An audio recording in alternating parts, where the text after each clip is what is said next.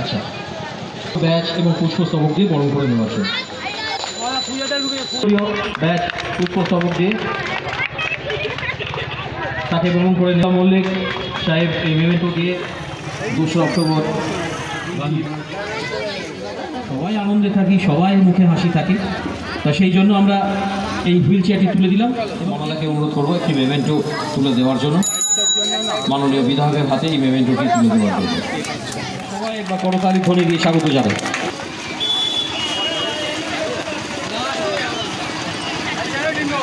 দিয়ে আমরা তাকে স্বাগত জানাচ্ছি। সবাই পাবেন, সবাই পাবেন, সবাই পাবেন। দয়া করে আপনারা একটু লাইন নিন। যারা স্লিপ পেয়েছেন, স্লিপের কিছু কারণ নেই। বিধায়ক কল্যাণ ঘোষ আসছে।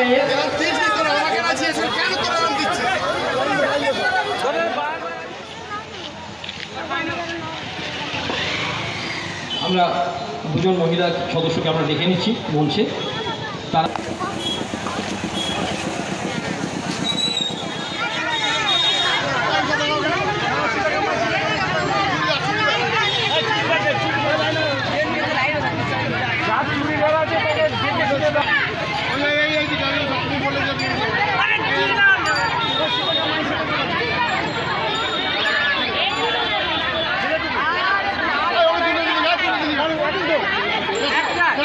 একে একে কাপড় নিন।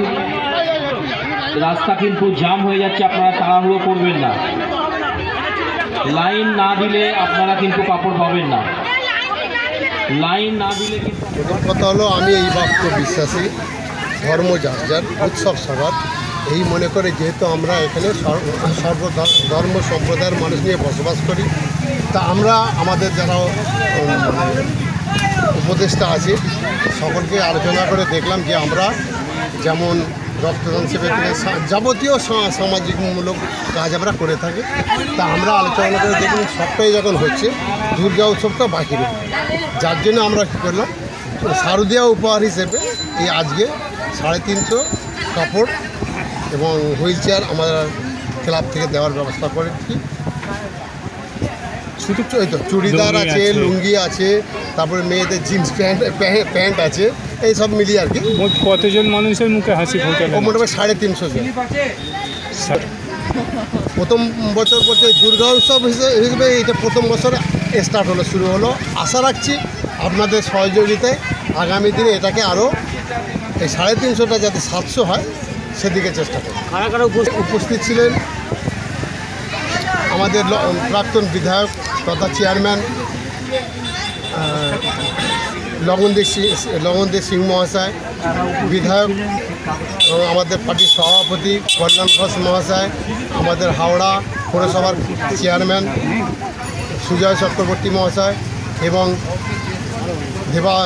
দেবাংশু দাস মহাশয় ভাইস চেয়ারম্যান, আমাদের এপিপি সাহেব ব্রজেন্দ্রনাথ শাসমল ছিলেন এবং তিলকেশ এসেছিলেন এবং সৌমেন ছিলেন, আরও সকলে এসেছিলেন, আরও আমাদের ননীদা এসেছিলেন পঞ্চায়েত থেকে।